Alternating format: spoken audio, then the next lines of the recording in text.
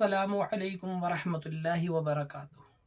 آج میں آپ سب کے سامنے رمضان المبارک کے روزے کی فضیلت میں ایک حدیث سناؤں گا۔ اس سے آپ کو اور ہم سب کو یہ معلوم ہوگا کہ رمضان کا ایک روزہ کتنی فضیلت رکھتا ہے۔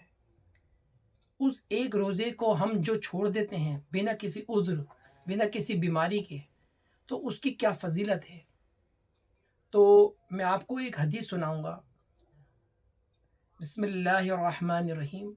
حضرت ابو ہریرہ رضی اللہ تعالیٰ عنہ سے روایت ہے کہ رسول صلی اللہ علیہ وسلم نے ارشاد فرمایا کہ کوئی شخص بنا کسی عذر یا بنا کسی بیماری کے، شرعی کسی عذر یا کسی بیماری کے، رمضان المبارک کا ایک روزہ چھوڑ دیتا ہے تو اس روزے کو چھوڑنا اور پھر اس کی قضا کے لیے پوری زندگی روزے رکھے تو اس ایک روزے کے ثواب تک نہیں پہنچ سکتا۔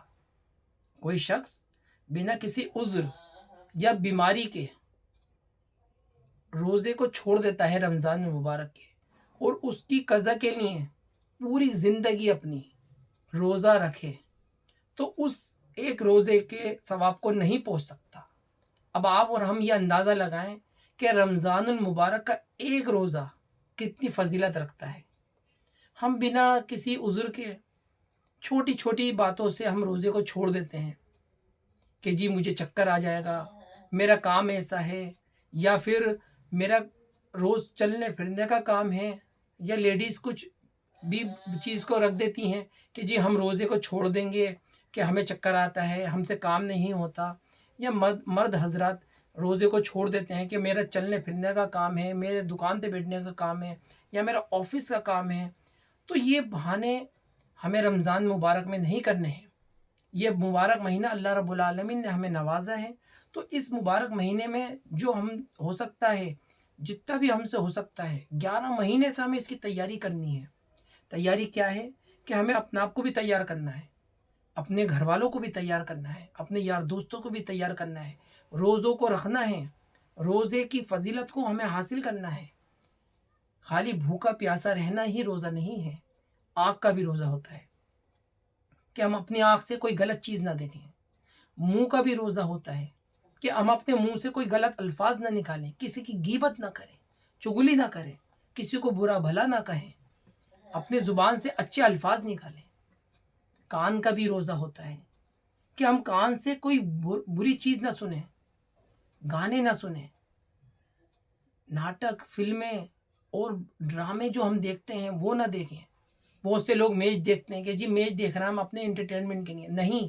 اس مبارک مہینے میں ہمیں زیادہ سے زیادہ نیکیاں کرنی ہے۔ رمضان المبارک میں اب یہ کل رمضان کا ماشاءاللہ پہلا جمعہ ہے، تو ہمیں جمعے میں کیا کرنا ہے؟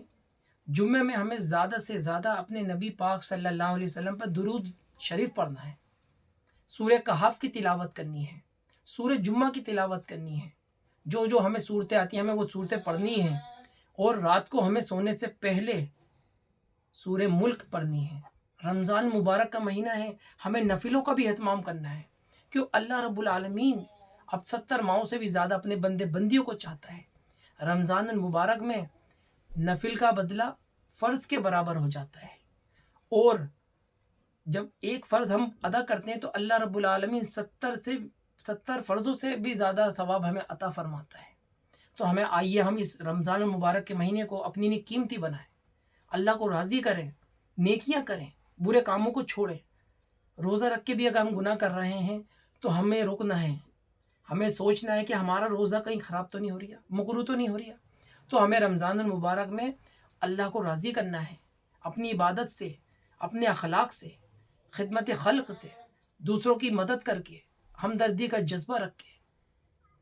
اگر آپ اسی طریقے کی اچھی ویڈیو دیکھنا چاہتے ہیں تو میرے چینل کو سبسکرائب کریں، ویڈیو کو لائک کریں، اور ثواب کی نیت سے اس ویڈیو کو اپنے دوستوں میں شیئر کریں۔ السلام علیکم ورحمۃ اللہ وبرکاتہ۔